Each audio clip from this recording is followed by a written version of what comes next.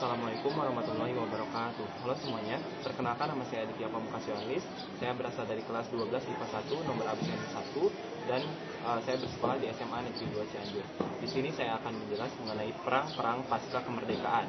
Nah, teman-teman sekalian, perang-perang pasca kemerdekaan yang akan saya jelaskan yaitu mengenai perang yang ada di Surabaya. Nah, teman-teman sekalian, kalian tahu nggak sih perang-perang yang ada di pasca kemerdekaan itu? Nah, salah satunya yaitu ada Perang Surabaya. Di sini saya akan menjelaskan Perang Surabaya yang terjadi pada tanggal 10 November 1945. Teman-teman sekalian, perlu kalian ketahui bahwa tanggal 17 Agustus tahun 1945 negara Indonesia itu udah merdeka ya teman-teman. Nah, tetapi masih ada peperangan yang terjadi. Contohnya ada di Surabaya. Di sini saya akan menjelaskan latar belakangnya, ada faktor-faktornya, ada tokoh-tokohnya, ada hasil akhir dan juga ada teori-teorinya. Yang pertama yaitu ada latar belakangnya. Latar belakang terjadinya adanya pertempuran di Surabaya, yaitu adanya para tentara sekutu dari Afnei dan juga ada dari Nika itu berdatangan ke Surabaya. Tujuannya apa sih? Tujuan ini berkaitan dengan faktor-faktornya. Faktor-faktor yang pertama, yang ke satu yaitu tujuannya untuk membebaskan para tahanan sekutu yang ditahan oleh masyarakat Surabaya. Dan yang kedua yaitu adanya para senjata yang dirampas oleh masyarakat Surabaya itu ingin dikembalikan lagi nih teman-teman. Nah, setelah datang ke sana, ada namanya Jenderal AWS Malabi itu melakukan pertemuan dengan Presiden Soekarno untuk perdamaian kalau nggak salah teman-teman. Akan tetapi para tentara sekutu tersebut menguasai 4 gedung yang ada di Surabaya, termasuk ada gedung Bank Internatio, ada pertahanan atau tahanan gitu ya, rumah tahanan kayak gitu. Terus itu tuh dibakar. Dan juga ada yang satu lagi, ada pos terbesar. Nah teman-teman, ada di Bank Internatio itu menyebabkan masyarakat dari Surabaya itu mengalami kesal gitu, kekesalan, menunjukkan rasa kekesalannya terhadap tentara dari sekutu sehingga menimbulkan peperangan di sana. Dan hasil akhirnya dari sana itu menyebabkan WS Malabi itu meninggal, Jenderal AWS Malabi meninggal. Nah, setelah jenderal itu meninggal, adanya rasa marah lagi dari sekutu nih, dari tentara sekutu, dan membuat suatu surat atau suatu kebijakan kepada masyarakat dari Surabaya itu untuk menyerahkan para senjata yang dirampas oleh masyarakat di Surabaya. Akan tetapi ada juga nih faktor yang kedua berkaitan dengan faktor dari masyarakat Surabaya. Faktor dari masyarakat Surabaya yaitu adanya salah satu rasa semangat dari pemuda ataupun dari masyarakat yang ada di Surabaya. Apa nih faktor-faktornya? Faktor-faktornya tadi kan. Nah, terus ditimbulkan faktor yang tadi itu salah satunya oleh Bung Tomo. Faktor semangat itu ditimbulkan dari rasanya ada melalui siaran radio yang disiarkan oleh Bung Tomo yang berisikan mengenai penjelasan dari dari surat yang diberikan oleh tentara-tentara dari sekutu. Yang intinya masyarakat dari Surabaya itu jangan sampai menyerah. Nah, dan ada juga kata-kata yang disebutkan oleh Soekarno, merdeka atau mati, dan ada sebutan atau tambahan kalimat Allahu Akbar. Nah, teman-teman sekalian, oleh karena itu para masyarakat dari Surabaya itu rasa semangatnya itu tidak berkurang ya teman-teman. Jadi kan udah merdeka nih, Indonesia udah merdeka pada tanggal 17 Agustus 1945. Karena mereka udah tahu nih Indonesia merdeka, dan semuanya masyarakat atau wilayah dari wilayah tertentu juga udah tahu kalau Indonesia merdeka. Jadi ada tentara ataupun ada penjajah yang mau masuk atau menguasai masyarakat atau menguasai wilayah, itu pun akan diserang gitu oleh masyarakat dari berbagai wilayah, termasuk wilayah di Surabaya juga. Nah, oleh karena itu kan diabaikan tuh surat yang dikirim dari dari para tentara sekutu itu diabaikan.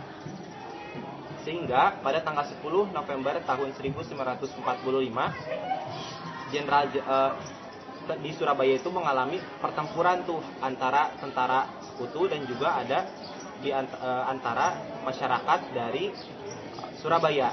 Nah, pertempuran tersebut yaitu faktor-faktornya tadi udah disebutin. Faktor-faktornya ada 2. Terus jadi timbullah itu di sana tuh suatu keributan, pertempuran, sehingga hasil akhirnya menewaskan 16.000 korban jiwa dari masyarakat atau pemuda dari Surabaya, dan juga ada 2.000 tentara dari AKNE atau NIKA. Perbandingannya kan sangat jauh sekali ya teman-teman. Nah, sehingga kalian bisa tahu kan siapa yang menang. Nah, yang menang yaitu ada pasukan tentara dari AKNE atau NIKA. Nah, yang kedua, faktor-faktornya yang saya akan jelaskan yaitu ada faktor dari tentara dari sekutu dan juga ada faktor dari masyarakat di Surabaya. Faktor dari sekutu diantaranya sekutu tadi ada tujuannya tuh, yaitu kan senjatanya, karena senjatanya dirampas oleh masyarakat Surabaya, jadi mereka ingin mengambil kembali senjatanya.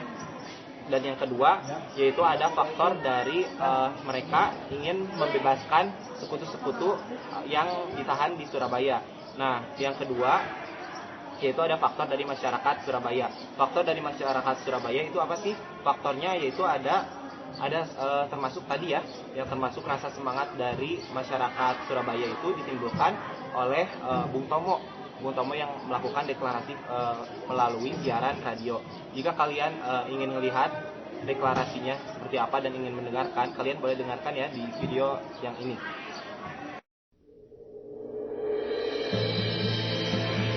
Bismillahirrahmanirrahim. Merdeka!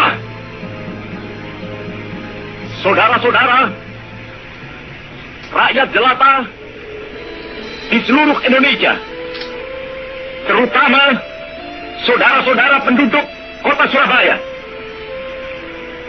kita semuanya telah mengetahui bahwa hari ini tentara Inggris telah menyebarkan pamflet-pamflet yang memberikan suatu ancaman kepada kita semua.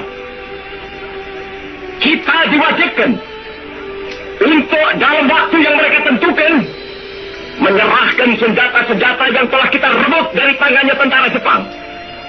Mereka telah minta supaya kita datang pada mereka itu dengan mengangkat tangan. Mereka telah minta supaya kita semua datang pada mereka itu dengan membawa bendera putih, tanda bahwa kita menyerah kepada mereka.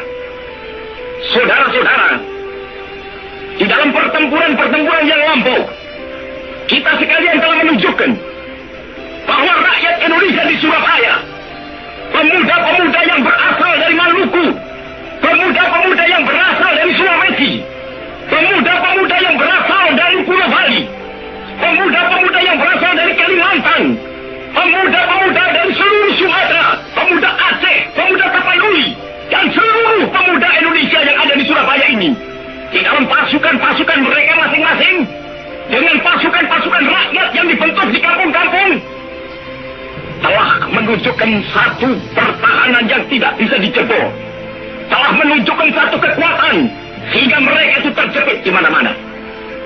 Hanya karena taktik yang licik daripada mereka itu, saudara-saudara, dengan mendatangkan presiden dan pemimpin-pemimpin lainnya ke Surabaya ini, maka kita tunduk untuk memberhentikan pertempuran. Tetapi pada masa itu mereka telah memperkuat diri, dan setelah kuat, sekarang inilah keadaannya. Saudara-saudara, kita semuanya, kita bangsa Indonesia yang ada di Surabaya ini, akan menerima tantangan tentara Inggris itu. Dan kalau pimpinan tentara Inggris yang ada di Surabaya ingin mendengarkan jawaban rakyat Indonesia, ingin mendengarkan jawaban seluruh pemuda Indonesia yang ada di Surabaya ini, dengarkanlah ini tentara Inggris. Ini jawaban kita. Ini jawaban rakyat Surabaya. Ini jawaban pemuda Indonesia kepada kau sekalian. Hei tentara Inggris, kau menghendaki bahwa kita ini akan membawa bendera putih untuk takluk kepadamu. Kau menyuruh kita mengangkat tangan datang kepadamu. Kau menyuruh kita membawa senjata-senjata yang telah kita rampas dari tentara Jepang untuk diserahkan kepadamu. Tuntutan itu Sekarang kita tahu bahwa kau sekalian akan mengancam kita untuk menggempur kita dengan seluruh kekuatan yang ada. Tetapi inilah jawaban kita. Selama banteng-banteng Indonesia masih mempunyai darah merah yang dapat membuat setarik kain putih, merah dan putih, maka selama itu tidak akan kita mau menyerah kepada siapapun juga. Saudara-saudara rakyat Surabaya, siaplah, keadaan genting. Tetapi saya peringatkan sekali lagi, jangan mulai menembak. Baru kalau kita ditembak, maka kita akan ganti menyerang mereka itu. Kita tunjukkan bahwa kita ini adalah benar-benar orang yang ingin merdeka. Dan untuk kita, saudara-saudara, lebih baik kita hancur daripada tidak merdeka. Sebab yang kita tetap merdeka atau mati. Dan kita yakin, saudara-saudara, pada akhirnya pastilah kemenangan akan jatuh ke tangan kita. Sebab Allah selalu berada di pihak yang benar. Percayalah, saudara-saudara, Tuhan akan melindungi kita sekalian. Allahu Akbar, Allahu Akbar, Allahu Akbar. Merdeka!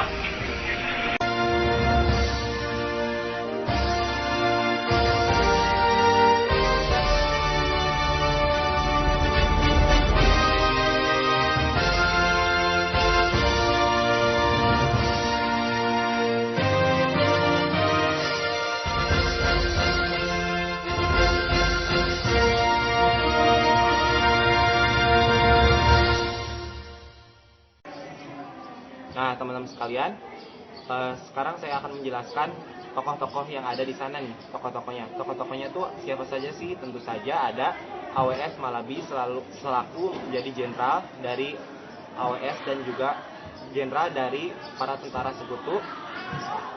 Dan yang kedua yaitu ada Bung Tomo. Yang ketiga ada Kiai Haji Hasyim Asy'ari. Yang keempat ada Kiai Haji Wahab Abdullah kalau nggak salah. Nah, yang terakhir ada Mustopo teman-teman. Nah, setelah itu saya akan menjelaskan mengenai hasil akhir udah kan tadi, terus faktor-faktor udah, terus tokoh-tokoh udah, terus yang terakhir ada hasil akhir udah, yang terakhir ada teori-teorinya nih. Teori-teorinya tuh ada dua teman-teman. Teori yang pertama yaitu ada Radcliffe, yaitu yang berasal dari Inggris. Itu membuat bukunya apa sih? Bukunya itu berjudul A History of Modern Indonesia, Science C 1200. Nah, itu tuh menjelaskan bahwa pertempuran di Surabaya itu merupakan pertempuran pasca revolusi. Nah, pada masa revolusi gitu. Nah, yang kedua yaitu ada teori dari Nugroho Susanto yang menerbitkan buku atau novelnya yang berisikan pertempuran Surabaya pada tahun 1985.